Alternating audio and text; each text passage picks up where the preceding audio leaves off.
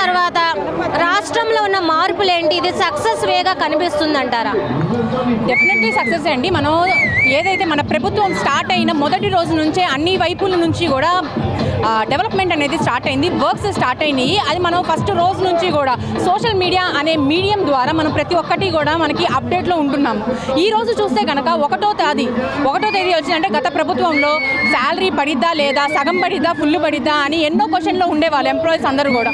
కానీ ఈ రోజు చూస్తే ఎలాగైతే తెల్లవారుజాము నుంచే పెన్షన్లు స్టార్ట్ అయినాయో అదేవిధంగా 10 ప్రతి ఒక్కళ్ళకి వాళ్ళ అకౌంట్స్లో శాలరీస్ కూడా క్రెడిట్ అయిపోయినాయి. సో ప్రతి ఒక్కళ్ళు కూడా నిజంగా పండగ చేసుకుంటున్నారండి. పండగ వాతావరణం ప్రతి ఒక్కళ్ళ ఇంట్లో కూడా పండగ జరుగుతుంది. ఇది మన కేవలం కూటమి ప్రభుత్వం వల్ల మాత్రమే సాధ్యమవుతుంది. అంటే గతంలో ఇలాగ టైంకి పడలేదా గవర్నమెంట్ ఆఫీసర్స్కి? సో సోషల్ మీడియా అనేది ప్రతి ఒక్కరికి అసలు ఎప్పటి రికార్డ్స్ అన్నీ కూడా మీ దగ్గర ఉంటాయి. సో నేను మిమ్మల్ని అడుగుతున్నాను, మీరు చెప్పండి, ఎన్నిసార్లు ఓన్లీ మన ప్రభుత్వం దిగేటప్పుడు మాత్రమే కరెక్ట్గా ఫస్ట్ రోజు ఫుల్ శాలరీ క్రెడిట్ అయింది తప్ప అంతకుముందు ఎన్నిసార్లు కరెక్ట్గా క్రెడిట్ అయిందంటారు?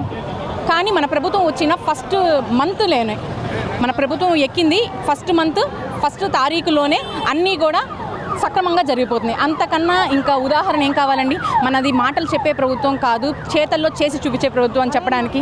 మరి గుంటూరు పార్లమెంట్లో పెమ్మసాని గారే కానీ ఇప్పుడున్న ఎమ్మెల్యేలే కానీ అందరూ కలిసి దీన్ని అభివృద్ధి చేసే దిశగా వెళ్తున్నారంట. ఇది ఎంతవరకు వాస్తవంగా మనం అనుకోవచ్చు?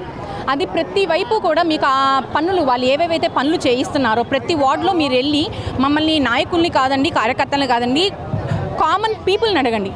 ప్రజల స్పందన ఎలా ఉందో మీరు చూడండి. ఎందుకంటే ప్రతి చోట ఎక్కడైతే లైట్లు లేవో, ఎందుకంటే ఇప్పుడే గవర్నమెంట్ స్టార్ట్ అయ్యింది. గవర్నమెంట్ స్టార్ట్ అయిన తర్వాత ఫైనాన్షియల్గా అన్నీ సెట్ అవ్వడానికి, అప్డేట్ అవ్వడానికి కొంచెం టైం పడుతుంది. కానీ అప్పటి లోపు కూడా మేము ఖాళీగా ఎందుకు కూర్చోవాలి అని కాలువలు కావచ్చు, రోడ్లు చెత్తలంతా కూడా నీట్గా చేయించి బాగు చేయించడం కావచ్చు, లైట్లన్నీ ఎక్కడైతే లేవో అవన్నీ చేయించడం కావచ్చు, ప్రతి ఒక్కటి కూడా గవర్నమెంట్ ఆఫీషియల్స్ అందరినీ కూడా అలర్ట్ చేసేసేసి వార్డు వారి, రోడ్డు వారి అన్ని చోట్ల కూడా వర్క్స్ అనేది స్టార్ట్ అయింది. సో ఇదేంటి అంటే మన నాయకులందరూ ప్రాపర్గా వర్క్ చేస్తున్నారు కాబట్టి, వాళ్ళ డెడికేషన్ అనేది మన ప్రజల మీద చూపిస్తున్నారు కాబట్టి ఈ మార్పు అనేది సాధ్యమైంది.